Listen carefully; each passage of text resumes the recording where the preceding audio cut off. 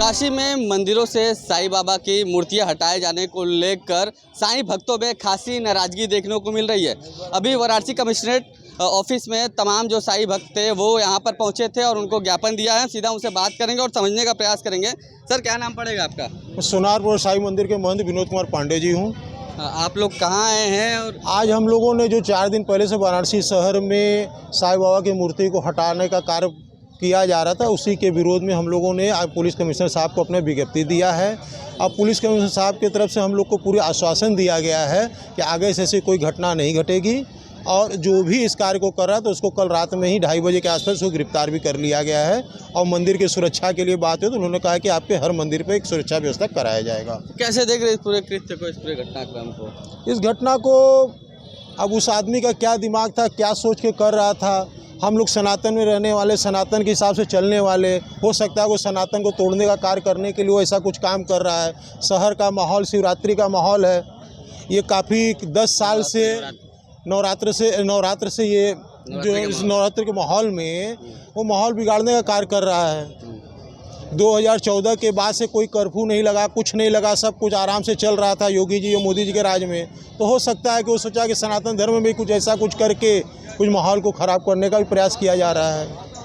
क्या लगता है माहौल खराब करने का प्रयास किया जा रहा है? निश्चित ही समाज विद्रोही कुछ लोग होते हैं जिनको ये चीज़ें अच्छी नहीं लगती है।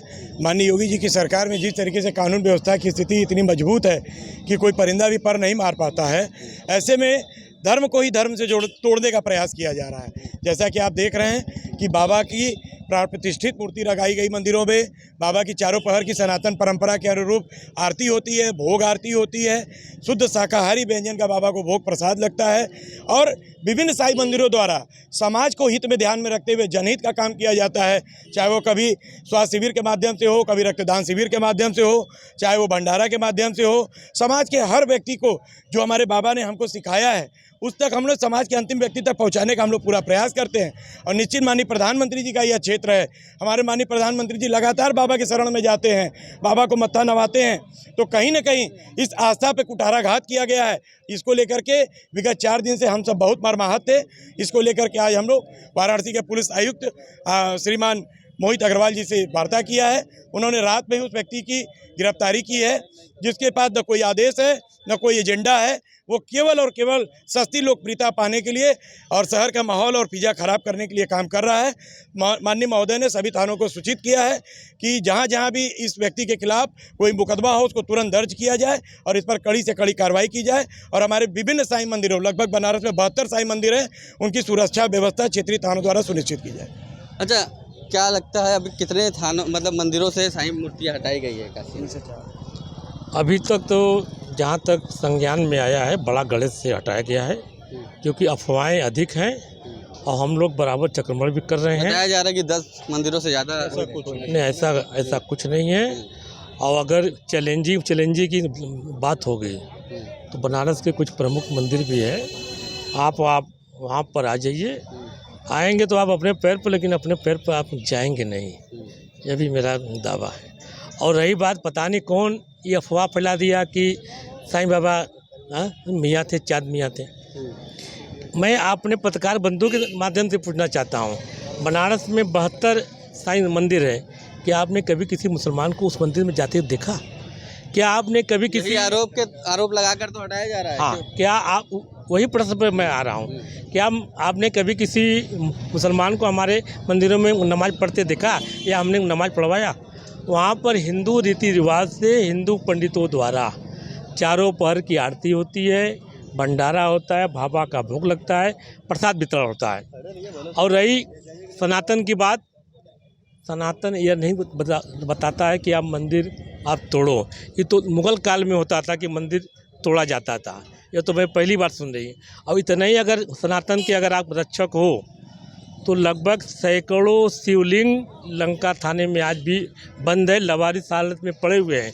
उनको तो पहले आप स्थापित कराओ। तो क्या ये किस लिए किया गया है? यह केवल एक सस्ती लोकप्रियता अपने आप को हाईलाइट करने के लिए।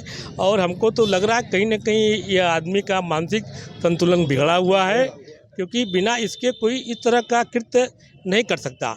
रही बात हम साईं भक्तों की, हम लोग यहाँ विभिन्न साईं मंदिरों से आए हैं। जितना सामाजिक कार्य हम लोग करते हैं, क्या ये सनातन धर्म करता है? जाड़े में कंबल हम बंटवाते हैं, अलाव की व्यवस्था हम करते हैं, मंदिरों और मस्जिदों में और गुरुद्वारे में कूलर की व्यवस्था हम करवाते हैं, पानी का स्वच्छ वितरण हम करवाते हैं, स्वास्थ्य शिविर हम लगवाते हैं, ब्लड डोनेट साल में 4 बार हम लोग भी करते हैं और करवाते हैं। क्या ये लोग करते हैं? केवल एक ढोंगी सनातन धर्म के नाम पर हिंदू को हिंदू से लड़ाना, अपनी सस्ती लोकप्रियता, इससे अधिक कुछ नहीं है। सर क्या नाम पड़ेगा आपका? विष्णु गौतम, साईं मंदिर, शंकुल धारा, पोखरा, पुजारी। अच्छा, कितना बड़ा ठेस पहुंचा है जिस हिसाब से अभी जो मंदिर से मूर्ति हटाई गई साईं बाबा की? मैं सिर्फ 2 टुक में बात कहना चाहता हूँ, बाबा हमारे हैं और हम उनके हैं। बाकी कोई कुछ भी कर ले, हमें किसी से कोई मतलब नहीं है। वो क्या है, वो अजय शर्मा कौन है, इससे हमें कोई मतलब नहीं है। क्यों? क्योंकि उसके मन में क्या चल रहा है ये हम नहीं जानते हैं, लेकिन मेरे बाबा के मन में क्या चल रहा है वो ज़रूर जानते हैं। उसका कड़ा से कड़ा सज़ा उसको जो है बाबा देंगे। हम आप क्या दे सकते हैं? हम आप कुछ नहीं दे सकते हैं। और हम अपने बाबा से हमेशा यही प्रार्थना करेंगे कि उसको कड़ी से कड़ी सज़ा दें। बस यही है। ओम साईं राम। सर आखिरी कमेंट, कितना गहरा ठेस पहुंचा और आगे के लिए आप क्या एक बात और बताना, जो चांद मियाँ का जो सवाल उठा है, तो शायद उस बंदे को यही नहीं मालूम था कि चांद मियाँ कौन थे, साईं बाबा कौन थे।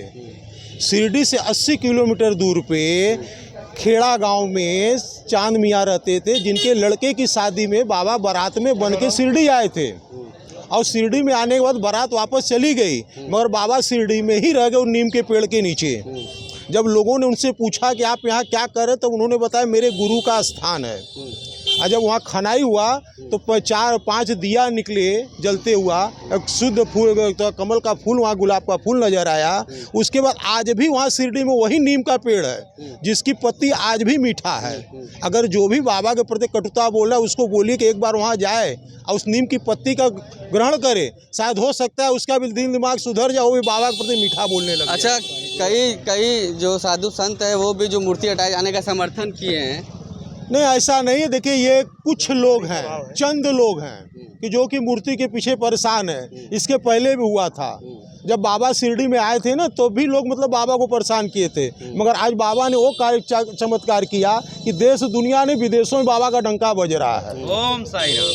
तो बिल्कुल देखिए, तमाम जो साईं भक्त हैं, कुछ दिनों पहले वाराणसी में मंदिरों से जो साईं भगवान की मूर्ति, साईं बाबा की मूर्ति हटाई जा रही थी, उसके विरोध में ये लोग आज पुलिस कमिश्नर कार्यालय पहुंचे, तो उन्होंने ज्ञापन दिया है। हालांकि जो आरोपी था वो गिरफ्त में है, लेकिन इन्होंने फिर से उनको ज्ञापन दिया और ये मांग कर रहे हैं कि इस तरह की पुनरावृत्ति फिर दोबारा ना हो। और हालांकि आश्वासन इनको दिया गया है कि जितने भी साईं मंदिर है वहाँ पर सुरक्षा व्यवस्था बढ़ाई जाएगी। STP के लिए वाराणसी से सत्येंद्र कुमार नंदा।